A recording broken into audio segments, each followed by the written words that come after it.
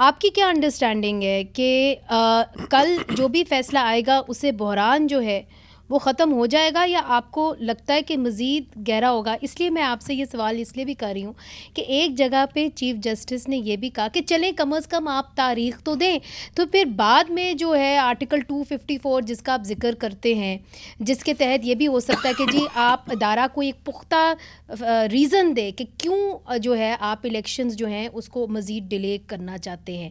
تو مجھے یہ بتائیے، اور اس کے اندر آئین کا بھی لکھا ہوا ہے کہ جی آئین کے اندر اگر کوئی چیز نہیں ہوتی تو پھر اس کا کوئی آپ کو پختہ ریزن انسٹیٹیوشنز کو دینا ہوگا.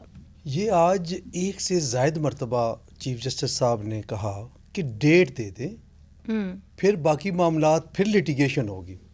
تو وہ بھی فورسی کر رہا ہے بینچ کہ صرف ڈیٹ دینے سے مسئلہ حل نہیں ہوگا، چونکہ حالات واقعات اور جو اکانومی کی صورتحال اور وہ ساری باتیں آج ڈسکس ہوئیں اور بڑا ڈیٹیل کے ساتھ بات سنی گئی، تو اس پہ بینچ نظر آ رہا تھا کہ انکلائنڈ ہے.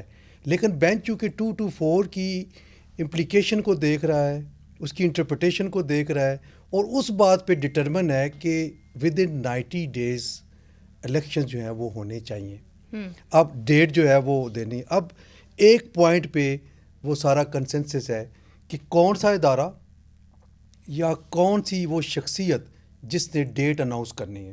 تو آج یہ معاملات کلیئر نہیں ہوئے ہیں، چونکہ الیکشن کمیشن آف پاکستان نے کہا جی ہماری اتھارٹی نہیں ہے کہ ہم ڈیٹ دیں.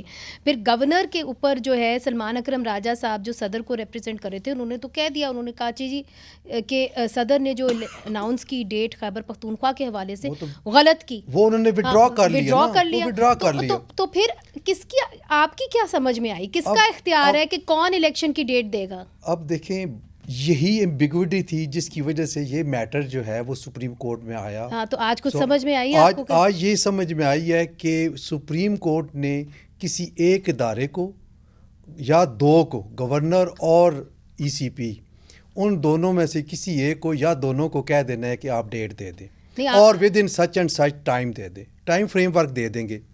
ایک اور چیز جو آج سننے میں آ رہی ہے وہ بڑی الارمنگ ہے. کیا؟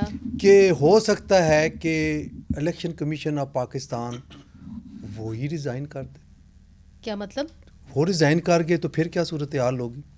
ایک بات آ رہی ہے، چل رہی ہے، سننے میں یہ آیا ہے کہ اگر الیکشن کمشنر ریزائن کر دیں، یہ باتیں چل رہی ہیں، اس کے بعد کیا صورتحال ہوگی؟